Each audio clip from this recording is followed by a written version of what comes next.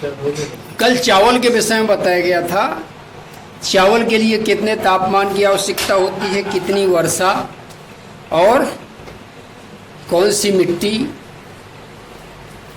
श्रमिक, ये सब बताया था। तो चावल के लिए वर्षा बताई थी कितनी, 100 सेंटीमीटर से अधिक, और जहाँ इससे कम होती है वहाँ सिंचाई करके। तो इसके बाद जो है आता है गेहूं। गेहूं के विषय में बताना था। गेहूं इसमें तो बहुत कम दिया हुआ है। चावल के बाद गेहूं भारत की प्रमुख खाद्य फसल है। ये भी खाने में प्रयोग की जाती है, खाने वाला अनाज है। तो इसके लिए भी वर्षा, मिट्टी, जलवायु यानी तापमान कैसा होना चाहिए। तो देखिए, पहले है चावल के बाद गेहूं भारत की प्रमुख खाद्य फसल है जो देश के उत्तर एवं उत्तरी पश्चिमी भागों में पैदा की जाती है। रबी की इस फसल की उगाने के लिए शीत ऋतु और पकने के लिए खुली धूप आवश्यक होती है। यानी इसका ये है कि पहले तो है इसका तापमान। गेहूं में पहले क्या आता है, तापमान। फिर क्या आता है, तापमान के बाद वर्षा। वर्षा के बाद क्या आता है, मिट्टी। आगे समझ, मिट्टी के बाद श्रमिक वगैरह आ जाते हैं। तो इस प्रकार से ये देना है। तो इसमें जो है 10 से 12 अंश सी, 10 अंश से 12 अंश सी, ये तापमान जो है क्या है, बोते समय।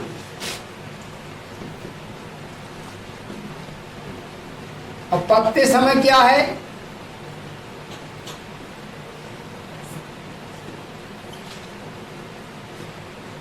20 से 25 अंश सी, 20 अंश सी से 25 अंश सी। इसमें जो है क्या होता है, इतने तापमान की आवश्यकता होती है।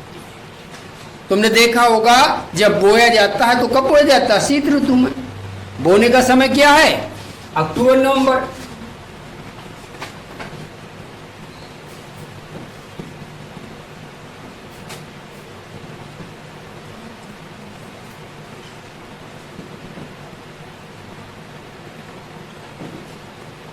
और पकने का समय ये बोने का है, लिखा हुआ है। पकने का समय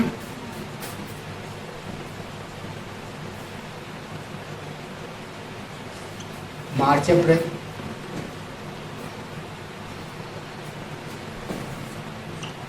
ये है श्रमिक क्या होता है, बोते और काटते समय।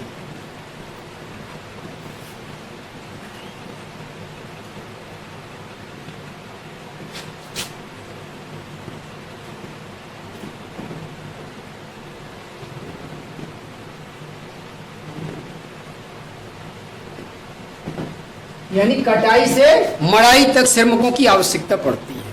अब तो ये क्या है, अब तो सारा काम किससे होने लगा है, मशीनों से। लेकिन है क्या, ये पहले का बायोडाटा है। तो पहले का जो लिखा है उसको बता रहे हैं कि बोते समय भी श्रमिक लगते हैं और पकते समय भी। जब पक जाती है तो कटाई के समय भी श्रमिकों की आवश्यकता होती है। वर्षा कितनी है, वर्षा 50 सेमी से 75 सेमी से 75 सेमी वर्षा, इसकी आवश्यकता होती है। 50 से 75।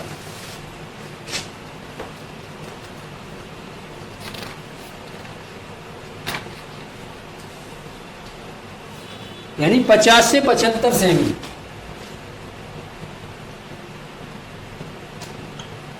पचहत्तर सेमी वर्षा की। और जहां वर्षा नहीं होती है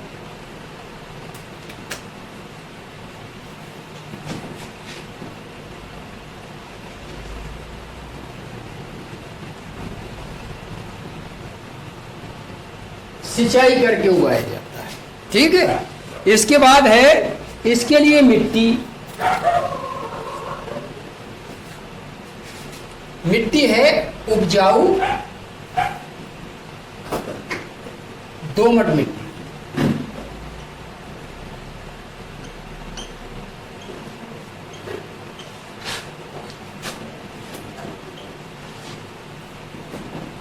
इसकी आवश्यकता होती है। ये अब चावल की फसल के उत्पादक क्षेत्र है।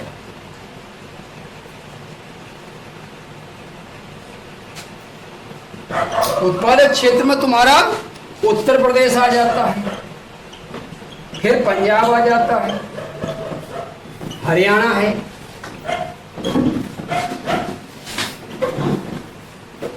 बिहार, उड़ीसा,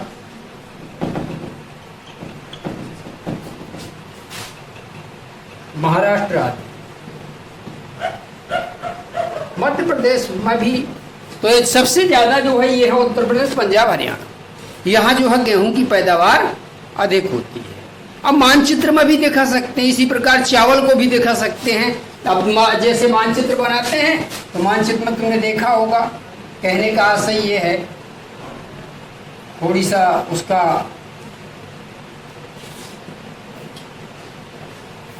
दे दिया, तो ये जो है इतना क्षेत्र ये पंजाब पड़ जाता है, ये यहाँ जो है हरियाणा, ये पंजाब पड़ जाता है, पंजाब के बाद यहाँ हरियाणा पड़ जाता है, और यहाँ क्या है तुम्हारा उत्तर प्रदेश पड़ जाता है, ये बिहार है, यहाँ उड़ीसा पड़ जाता है, और यहाँ तुम्हारा महाराष्ट्र पड़ जाता है, ये मध्य प्रदेश है, यहाँ भी गेहूं होता है, मध्य प्रदेश यहाँ पर है।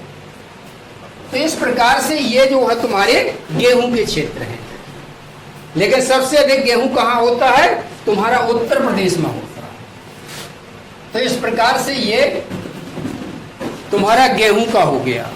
गेहूं के बाद तुम्हारा आता है, इसमें गेहूं के बाद ये गन्ना ले लीजिए।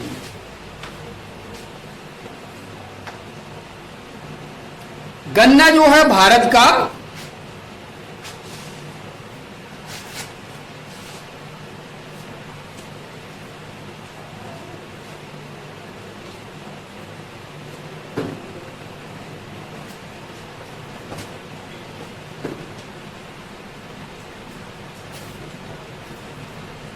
ये गन्ना है। गन्ना भारत का मूल पौधा है। आगे समझ में, इसको जो है उष्ण और उपोष्ण कटिबंधीय चावल, उपोष्णकटिबंधीय फसल गन्ना के लिए तापमान सुन ले भाई, बस वही है। पहले तापमान, तापमान के बाद वर्षा, वर्षा के बाद मिट्टी। हर फसल का बिल्कुल वही है, जो एक फसल का है वही सब फसलों का है। मिट्टी, मिट्टी के बाद क्या होता है तुम्हारा श्रमिक आ जाता है, श्रमिक के बाद आ जाता है तुम्हारा तो सुन लें। अब तापमान कितना है इसमें दिया हुआ है, तापमान 21 से 27 अंश, 21 अंश सी से 27 अंश सी तापमान। ये बोते समय है और ये पकते समय, यानी गन्ना जब परिपक्व होता है तब जो है ये है। तो 21 से 27 अंश सी तापमान की आवश्यकता होती है। तापमान के बाद वर्षा है, वर्षा 75 से 100 सें, इतनी वर्षा की आवश्यकता होती है। और जहां इससे कम वर्षा होती है वहां सिंचाई के माध्यम से गन्ना उगाया जाता है। आगे समझ में। फिर इसके बाद है तुम्हारा उष्ण और आर्द्र जलवायु का, जलवायु लिख लें। उष्ण और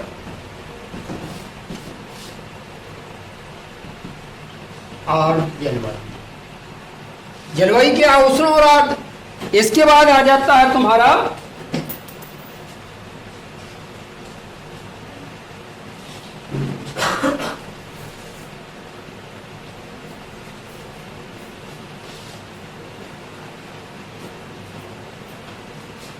देखिए, वैसे तो हर फसल है, हर मिट्टी में उगाई जाती है, लेकिन इसके लिए जो मिट्टी होती है वही है जलोढ़ मिट्टी। आगे समझ में, उपजाऊ जलोढ़।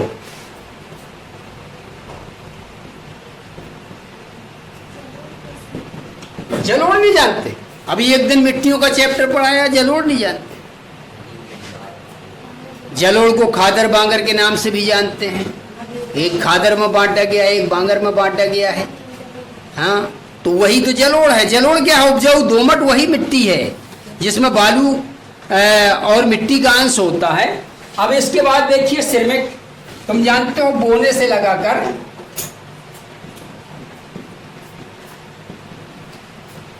पिराई तक श्रमिकों की आवश्यकता पड़ती है। जब बोया जाता है तब, और जब पेरा जाता है तब, या तुम जानते हो गन्ने को काटने के लिए जब तुम्हारी यहाँ चीनी बनती है, खांडसारी बनती है, वहां जब इसको मेलों तक पहुंचाते हैं तब भी श्रमिकों की आवश्यकता होती है।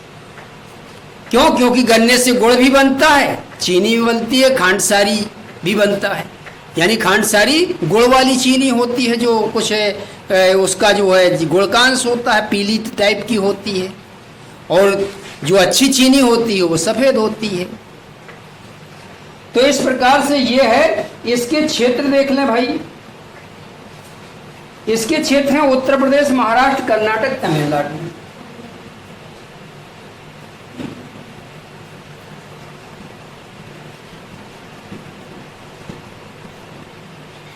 उत्तर प्रदेश, महाराष्ट्र,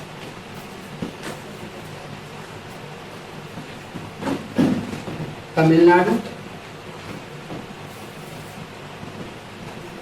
कर्नाटक, केरल, कर्नाटक, आंध्र प्रदेश, तेलंगाना, बहुत है।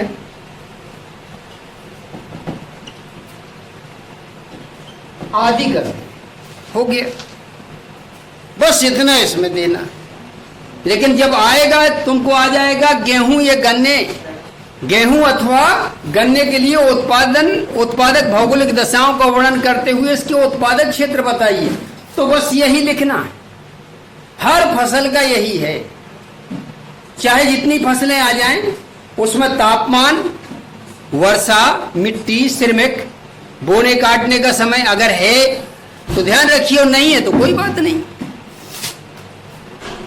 तो इस प्रकार से ये तुम्हारा, इसी प्रकार चाय है, चाय आ जाती है। ये कैसा चाय कैसी फसल है? पेय फसल है।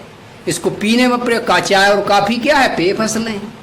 काफी कहलाती है कहवा की फसल, कहवा से काफी तैयार होती है, ये पीने के उसमें प्रयोग की जाती है।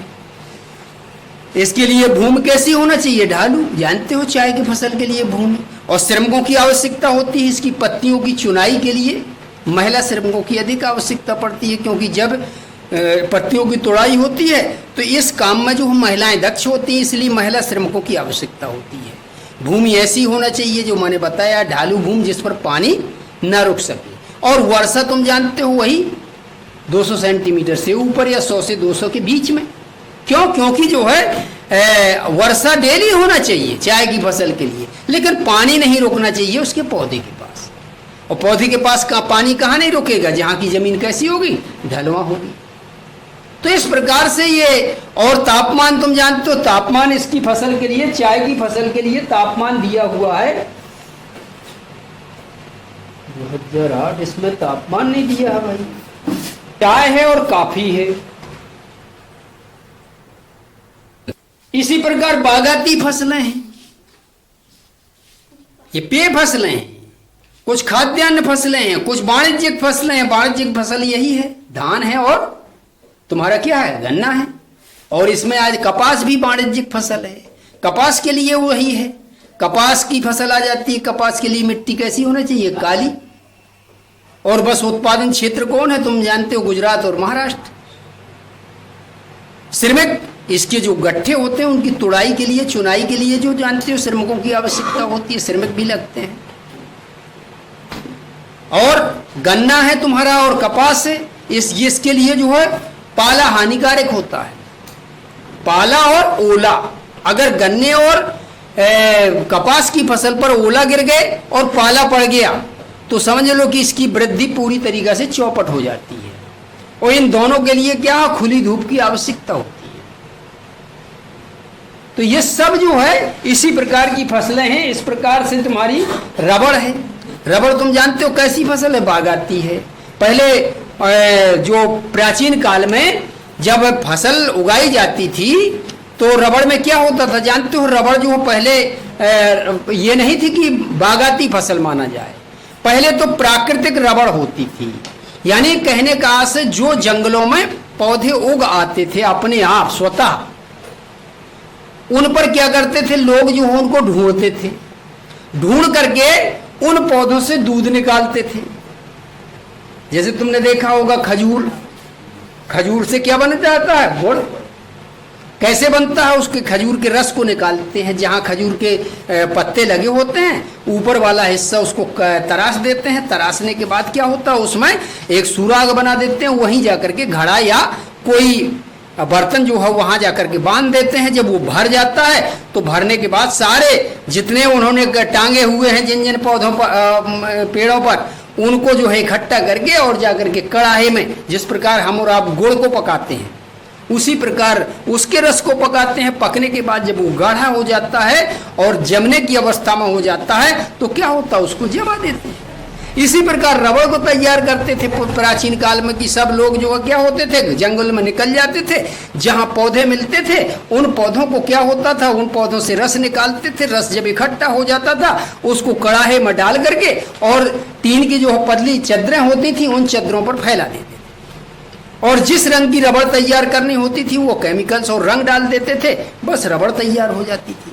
जिस प्रकार गुड़ बनाया जाता था उसी प्रकार रबड़ बनाई जाती थी। लेकिन आज क्या है? आज उससे तुम जानते हो मनुष्य को आर्थिक लाभ हुआ। लाभ होने से क्या हुआ? मनुष्य उसके प्रति लालायित हो गया, उसको बेचैनी महसूस होने लगी कि इससे अच्छा पैसा पैदा होता है। तो उसने उस रबड़ के बीजों को इकट्ठा करके, रबड़ के पौधे के बीजों को इकट्ठा किया और उनको जो है बोया, और बोने के बाद क्यारियों में बो दिया। बोने के बाद जब उसके पौधे बड़े बड़े हो गए तो उसको बागों में रोप दिया। एक एक 2-2 मीटर की दूरी पर जो उनको उनका रोपण कर दिया। रोपने से क्या हुआ? वो इकट्ठे हो गए, अब उनको भागना नहीं पड़ता। अब बस बाग में जो हो वो ये प्रक्रिया करते हैं, और करने के बाद जब उसका रस इकट्ठा हो जाता है, बस जो आज तो तुम जानते हो आधुनिक प्रक्रियाएं चलने लगी हैं।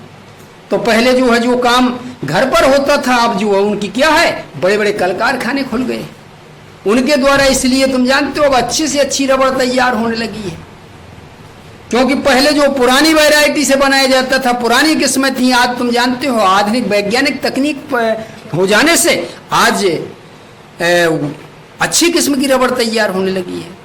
तो इस प्रकार से ये रबड़ क्या है? बागाती फसल है, बाग लगा करके रोपी जाती है। तो इस प्रकार से ये तुम्हारा चैप्टर समाप्त है। तो ये जो है सारी फसलें हैं, इन पर जो है केवल यही ध्यान देना है। तापमान, मिट्टी, वर्षा, श्रमिक, जलवायु, किस जलवायु का पौधा है और ये कहाँ पाया जाता है, कहाँ जो है इसको जो है किस क्षेत्र में अधिक पाया जाता है, किस क्षेत्र में कम। 2-3 जो है प्रदेश दे दीजिए और इसके बाद आदि लिख दीजिए, हो गया।